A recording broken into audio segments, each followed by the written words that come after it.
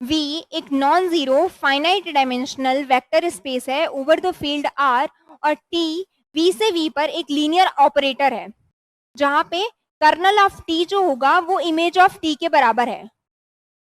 Equation नहीं होगा यहाँ पर, kernel of T equals to, equation नहीं है। तो kernel of T equals to image of T आपके पास में गिवन है। किसी नॉन जीरो ऑपरेटर T के लिए, नॉन जीरो नहीं बोला है क्वेश्चन में, V आपका नॉन जीरो गिवन है आपको,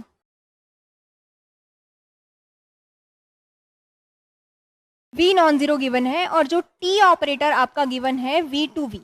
इसके बाद में बोला है कि kernel of T is equals to image of T, ये गिवन है।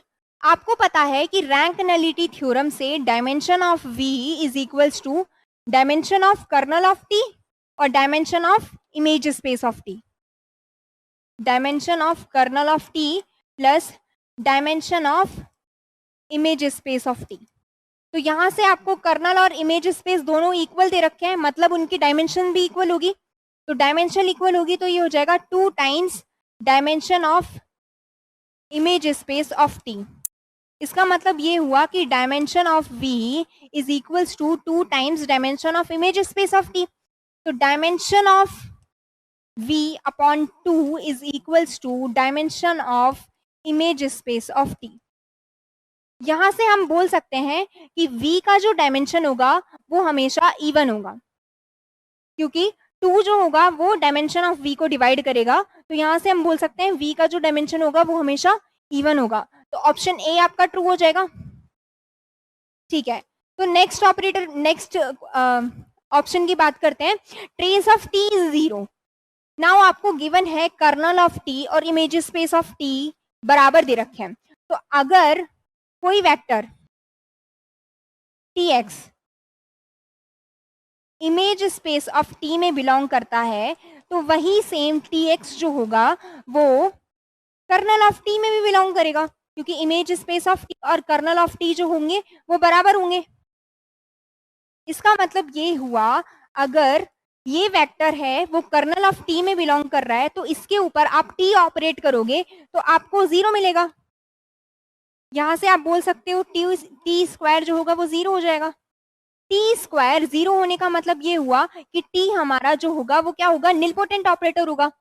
निलपोटेंट ऑपरेटर की सारी जो आइगन वैल्यूज होती है वो क्या होती है, जीरो होती है, और ट्रेस होता है सम ऑफ आइगन वैल्यूज। तो यहां से ऑप्शन बी कह रहा है कि trace of T is zero, तो ये भी ट्रू हो जाएगा, क्योंकि टी की सारी आइगन वैल्यूज जीरो है तो ट्रेस भी क्या हो जाएगा, जीरो हो जाएगा। नेक्स्ट बात करते हैं, minimal polynomial of T can not have two distinct roots. अब यहां से हमें पता चल गया कि टी एक निलपोटेंट ऑपरेटर है, तो निलपोटेंट ऑपरेटर की आइगन वैल्यूज जो होंगी वो 0 0 0 होंगी, सारी जितनी भी आइगन वैल्यूज होंगी वो क्या होंगी, जीरो होंगी।